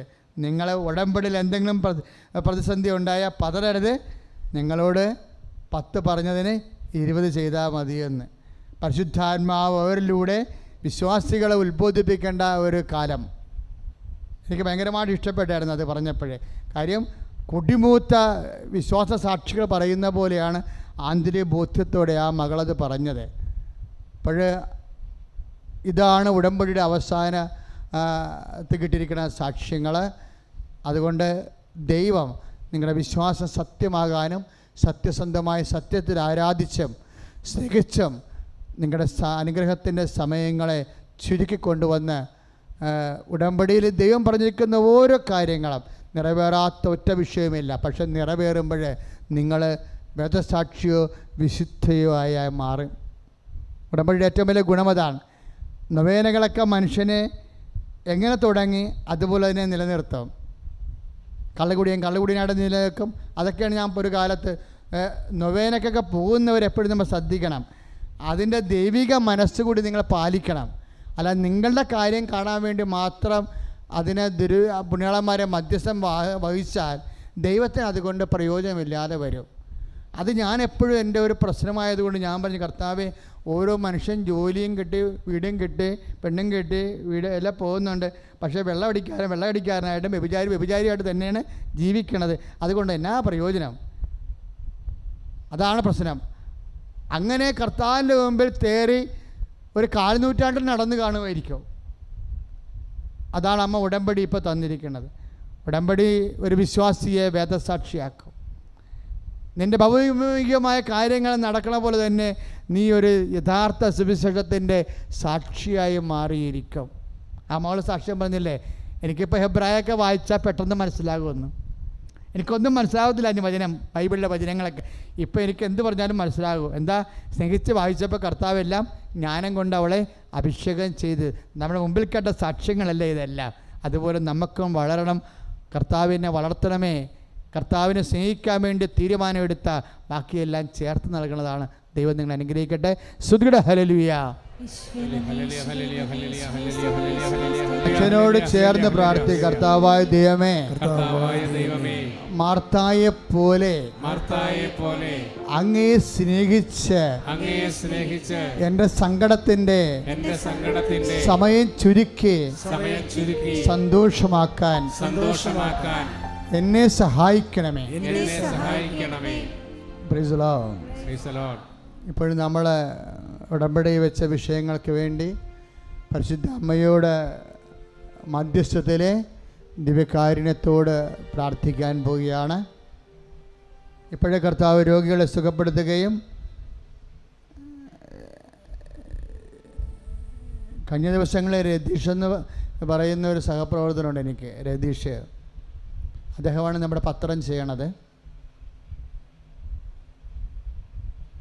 ഹൈന്ദവ കുടുംബത്തിൽ ജനിച്ച സഹോദരനാണ്. ഇപ്പോഴും അദ്ദേഹം ജ്ഞാനസ്നാനപ്പെട്ടിട്ടൊന്നുമില്ല, പക്ഷേ ആന്തരികമായ ബോധ്യം വല്ലാത്ത ശക്തമാണ്. അദ്ദേഹമാണ് അത് ലേ ഔട്ട് ചെയ്യണത്. അദ്ദേഹം പത്രം ലേ ഔട്ട്, മെയ് മാസം പത്രം ലേ ഔട്ട് ചെയ്തിട്ടും പറയണേ, അമ്മ ജീവിക്കുക. സാക്ഷികളെല്ലാം നോക്കിയിട്ട് പറയണേ, അമ്മ ജീവിക്കുക. എന്താ കാര്യം? അമ്മയെപ്പോലെയാണ് പെരുമാറണതെന്ന്. ഞാൻ എന്നാടാ അങ്ങനെ പറഞ്ഞത്? അല്ലേ, ഒരു മക്കളുടെ പെൺമക്കളായാലും ആൺമക്കളായാലും മക്കളുടെ എല്ലാ കാര്യങ്ങളും അമ്മ തിരക്കത്തില്ലേ? സ്കൂളിൽ നമ്മുടെ പഠനകാര്യങ്ങളല്ലേ തിരക്കത്തുള്ളൂ അധ്യാപകൻ, ഇല്ലേ? നമ്മൾ കഴിച്ചോ ഉടുത്തോ എന്നൊക്കെ ഒന്നും തിരക്കത്തില്ലല്ലോ, ഇല്ലേ? അമ്മയാകുമ്പോൾ എല്ലാം തിരക്കും, എല്ലാ വിഷയങ്ങളും തിരക്കും.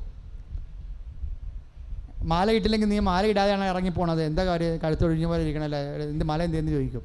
ഇങ്ങനെ ഓരോ കാര്യം അമ്മമാരും എല്ലാം ചോദിക്കും. നിൻ്റെ വീട്, നിൻ്റെ വിവാഹം, നിൻ്റെ ചെരുപ്പ്, അമ്മയുടെ ഒരു സ്വഭാവമാണ് എല്ലാം. കൃപാസനം പത്രം നോക്കിയാൽ ഒരു മനുഷ്യന് മനസ്സിലാകുന്ന ഒരു സത്യമാണ്. എന്താണ്? ഏതെങ്കിലും കുറച്ച് വിഷയം, രോഗശാന്തി മാത്രം, അങ്ങനെയല്ല. എല്ലാ നിങ്ങളുടെ IELTS, നിങ്ങളുടെ പഠനം, നിങ്ങളുടെ ഇൻ്റർവ്യൂ, നിങ്ങൾ നഷ്ടപ്പെട്ടു പോയ സംഭവങ്ങൾ, ഒരു സാക്ഷ്യം കേട്ട് നഷ്ടപ്പെട്ടു പോയ മാല കിട്ടിയെന്ന്, ഒരു കൊല്ലം മുമ്പ് നഷ്ടപ്പെട്ടു പോയ ഒരു ഉരുപ്പടി ഉടമ്പടി ചെയ്തപ്പോൾ കിട്ടിയെന്ന് അമ്മ കാണിച്ചു കൊടുത്തെന്ന് സാക്ഷ്യം കേട്ടിട്ട് പോയി ഉടമ്പടി ചെയ്തപ്പോഴും 3 കൊല്ലം നഷ്ടപ്പെട്ട സാധനം തിരിച്ചു. അപ്പോൾ നമ്മുടെ എല്ലാ വിഷയത്തിലും അമ്മ ഇടപെടും. അമ്മയാണ് ശരിക്കും. ഉടമ്പടിയുടെ ഒരു പ്രത്യേകത അതാണ്. എല്ലാ വിഷയവും ഒരു മക്കൾക്ക് ആവശ്യമായ എല്ലാ വേദനകളെയും ഒരേ പ്രാധാന്യത്തിൽ എടുക്കുന്നു എന്നുള്ളതാണ് നമുക്ക് ഉടമ്പടിയിൽ നിന്ന് മനസ്സിലാവുന്നത്. കൃപാസനം സാക്ഷ്യങ്ങളിൽ നിന്ന് നമുക്ക് മനസ്സിലാവുന്നത് അതാണ്. എനിക്കല്ല അത് മനസ്സിലായത്, രതീഷാണ് എന്നോടത് പറഞ്ഞത്. ഇത് കണ്ട, ഇതിൻ്റെ നേച്ചർ കണ്ട, മക്കൾക്ക് ആവശ്യമായ എല്ലാം അമ്മ ശ്രദ്ധിച്ചാണ് ചെയ്യണതെന്ന്. അത് സത്യമായിട്ട് എനിക്ക് തോന്നുകയും ചെയ്തായിരുന്നു. അതുകൊണ്ട് എൻ്റെ മക്കളെ, നമ്മളെല്ലാത്തിനും വേണ്ടി പ്രാർത്ഥിക്കാൻ പോവുകയാണ്. ഞാൻ പ്രാർത്ഥിച്ചോളാം, നിങ്ങൾ എൻ്റെ പ്രാർത്ഥനയെ സപ്പോർട്ട് ചെയ്ത് എനിക്ക് വേണ്ടി പ്രാർത്ഥിച്ച് സ്തുതിച്ചാൽ മതി.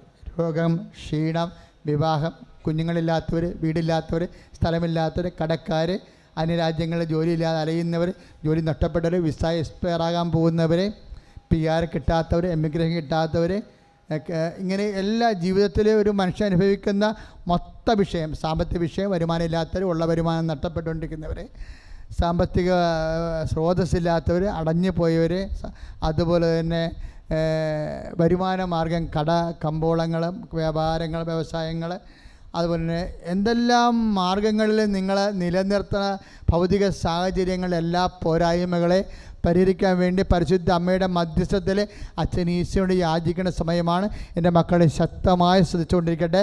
ഇതൊക്കെ നിങ്ങളുടെ മേൽ കർത്താവിന് ശക്തി ഉണ്ടാകാൻ വേണ്ടി എന്നെ ശ്രമിക്കുന്ന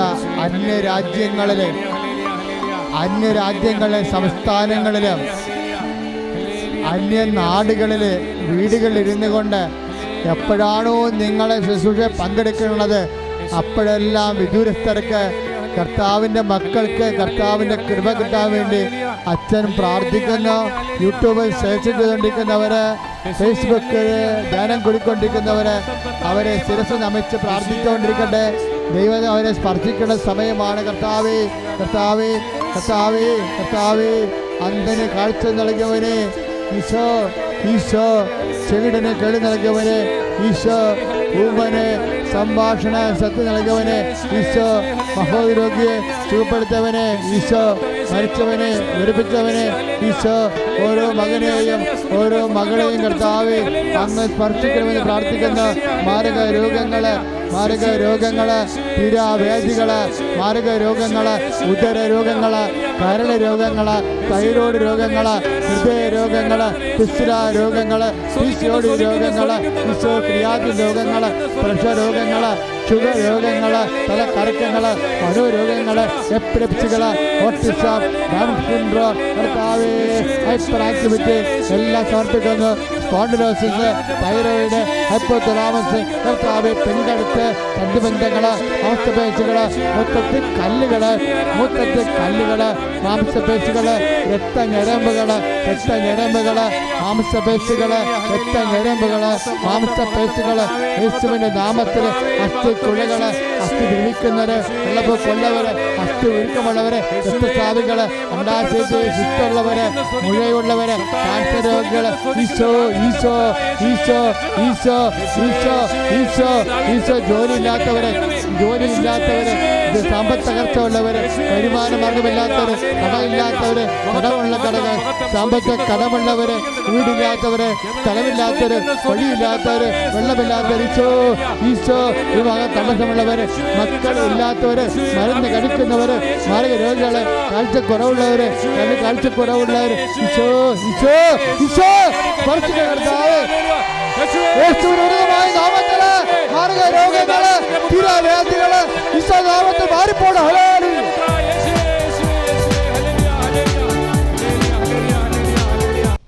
പരീക്ഷ ഡേറ്റ്, ഇൻ്റർവ്യൂ ഡേറ്റ്, പണം കൊടുക്കാമെന്ന് പറഞ്ഞ ഡേറ്റ്, പണം കിട്ടാനുള്ള ഡേറ്റ്,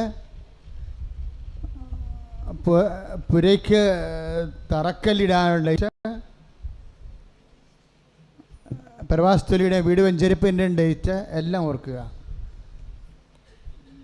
ഇൻ്റർവ്യൂവിൻ്റെ ഡേറ്റ്, വിദേശത്ത് പോകുന്ന യാത്രയുടെ ഡേറ്റ്, അവർ തിരിച്ചു വരാനുള്ള ഡേറ്റുകൾ, തീയതികളെല്ലാം ഓർക്കുക. ഇനി ഡെലിവറി പ്രതീക്ഷിക്കുന്നവർ, പ്രഗ്നൻ്റ് ആയിട്ടുള്ളവർ ഡെലിവറി ഡേറ്റ് ഓർക്കുക. സ്ഥലം അളവിൻ്റെ ഡേറ്റ്, സ്ഥലം രജിസ്റ്ററിൻ്റെ ഡേറ്റ്, എല്ലാ തീയതികളും, സമയം നമ്മുടെ വിഷയമാണ്. കൃപാസനത്തിൻ്റെ വളരെ ദൈവപരിപാലനയുള്ളതാണ് സമയത്തിന്. അതാണ് ആരാധനയിൽ പരിശുദ്ധ അമ്മ വഴി സമയം ഈശോയ്ക്ക് സമർപ്പിക്കുന്നതിൻ്റെ കാരണം. സമയം നിങ്ങൾ ഓർക്കുക.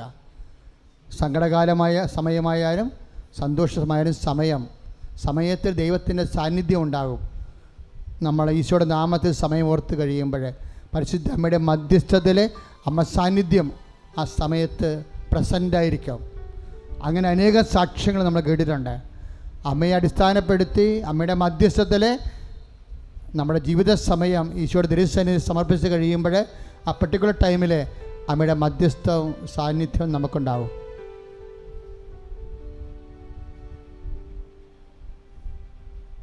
നേർച്ച വസ്തു അച്ഛനോട് ചേർന്ന് പ്രാർത്ഥിക്കും. കർത്താവായ ദൈവമേ, ഈ നേർച്ച വസ്തുക്കളുടെ മേൽ അങ്ങയുടെ ശക്തി ആവശ്യിക്കണമേ.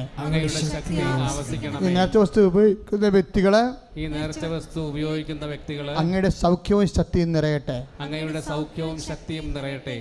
മക്കളെ വിശ്വാസപൂർവ്വം ചൊല്ലിക്കേ. പിതാവും ആകാശത്തിന്റെയും ഭൂമിയുടെയും സൃഷ്ടാവുമായ ദൈവത്തിൽ ഞാൻ വിശ്വസിക്കുന്നു. അവിടുത്തെ ഏകപുത്രൻ ഞങ്ങളുടെ കർത്താവുമായ ഈശോ മിശിഹായിൽ ഞാൻ വിശ്വസിക്കുന്നു. ഈ പുത്രൻ പരിശുദ്ധാത്മാവിനാൽ ഗർഭസ്ഥനായി കന്യകാമറിയത്തിൽ പിലാത്തോസിന്റെ കാലത്ത് പീഡകൾ സഹിച്ച് കുരിശിൽ മരിച്ചടക്കപ്പെട്ട് പാതാളങ്ങളിൽ ഇറങ്ങി മരിച്ചവരുടെ നിന്നും മൂന്നാം നാൾ സ്വർഗ്ഗത്തിലേക്ക് എഴുന്നള്ളി സർവശക്തിയുള്ള പിതാവായ ദൈവത്തിന്റെ വലതുഭാഗത്തിരിക്കുന്നവരും ജീവിക്കുന്നവരെയും മരിച്ചവരെയും വിധിക്കാൻ വരുമെന്ന് പരിശുദ്ധാത്മാവിനെ ദൈവത്തിന്റെ മക്കളെ പാപങ്ങളുടെ മോചനത്തിലും ശരീരത്തിന്റെ ഉയർപ്പിത്യമായ ജീവിതത്തിലും ഞാൻ വിശ്വസിക്കുന്നു. ആമേൻ. സമാപന ആശീർവാദം സ്വീകരിക്കുക. അപ്പോഴും നേർച്ച വസ്തു ഉയർത്തിപ്പിടിക്കും.